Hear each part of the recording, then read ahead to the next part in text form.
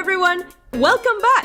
This is Akari from the bottom of my heart, wishing you a very happy new year. Hope you all spent the last moments of 2024 with family and or friends and had a blast. Or went to see Sonic 3 once again. You lucky people that got it early. Which, speaking of, your girl finally did it. I managed to see Sonic 3 on the cinema after what it felt years of delays. It was just, if not more painful than it sounds. Avoiding spoilers was a nightmare. But I finally did it. I watched Sonic 3. So, most of you guys should know what is going to happen now. Yes, I am going to yap to you about Sonic 3 because I've been dying to talk about it for a while.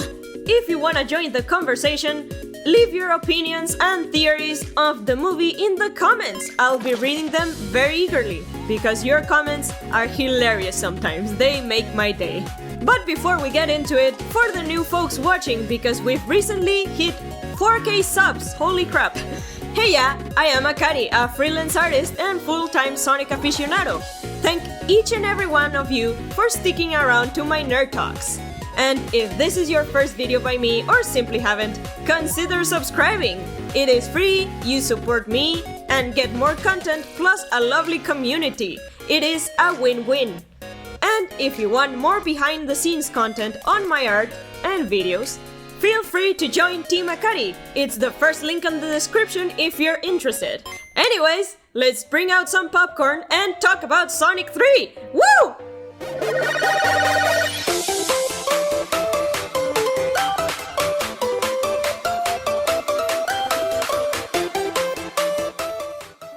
Okay, so this video is going to be a tad disorganized because all of the thoughts I have to say just refuse to collaborate.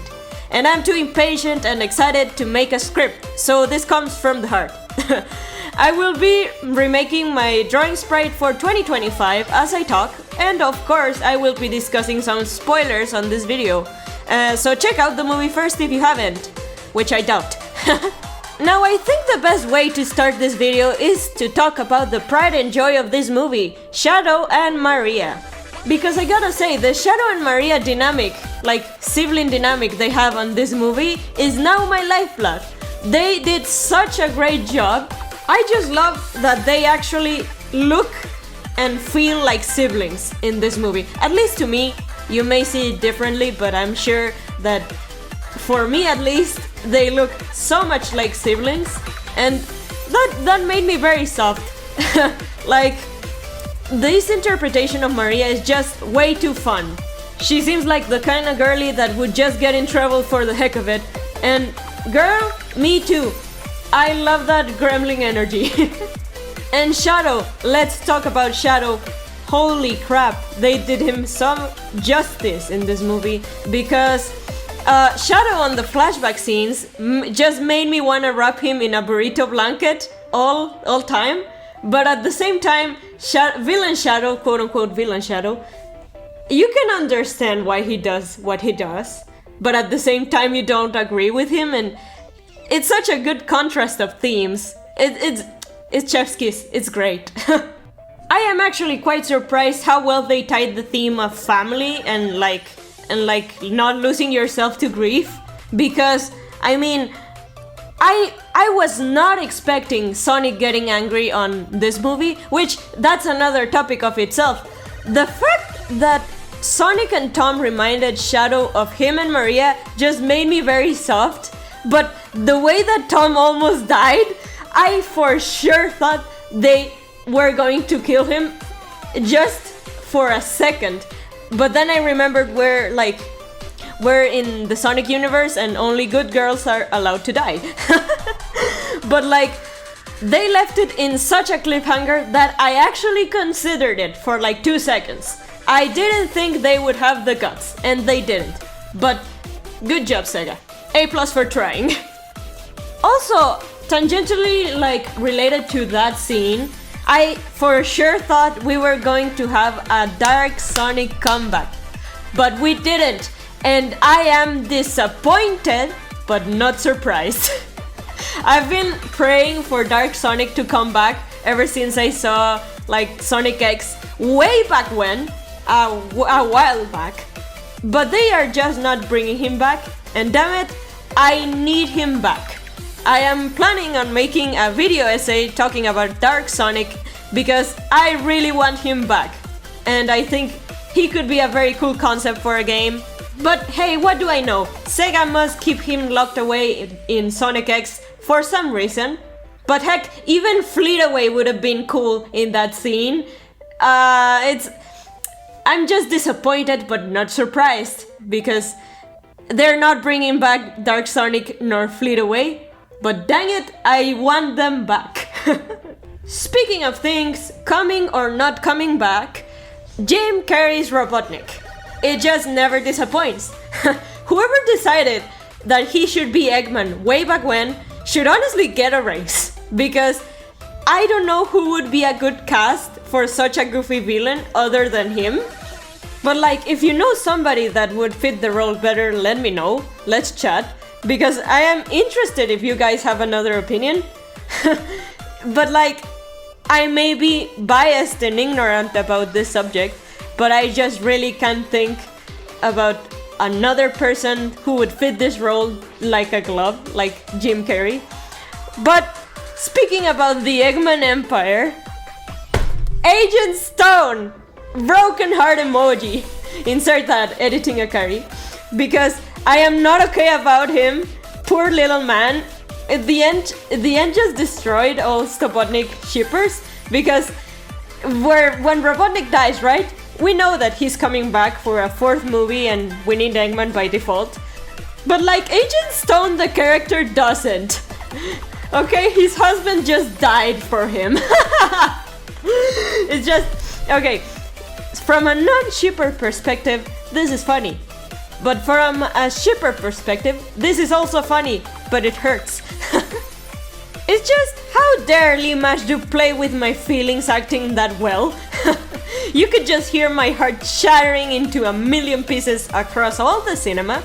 And on the off chance that Lee Majdu is watching, keep going, my dude. I love your works. Great job on the movie. You're the GOAT. Moving on from the heartbreak that is the Robotnik divorce, Tails and Knuckles. I think they're a very interesting topic to talk about in this movie, even more so than last one, because this movie they weren't the central point, right?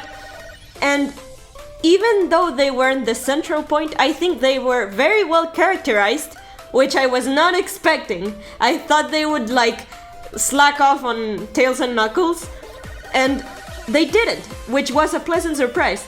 Though still they weren't as important, so not front and center of the movie, because we all know that that was Shadow's job this time around. All in all, I don't think I have a lot of complaints about this movie. I do have 2. But honestly, I am a bit biased because when Sonic and Shadow were fighting in space against like the Ark and Live and Learn was playing, they just won me over. I am a simple girl. I hear Live and Learn, I smile. But I do feel like bringing up my 2 things I didn't like a lot about this movie, which you might say I'm edgy about saying this, but I don't care. This is my video. Okay, so number 1, Gerald Robotnik's death. It was way too comedic, and I guess I know why they did it. Because the Sonic Adventure 2 Gerald Robotnik death was horrifying, absolutely horrifying. But I mean, the old man should have gone with a little bit more respect, in my opinion. But what do I know? And number 2, my complaint number 2, the Ark wasn't in space.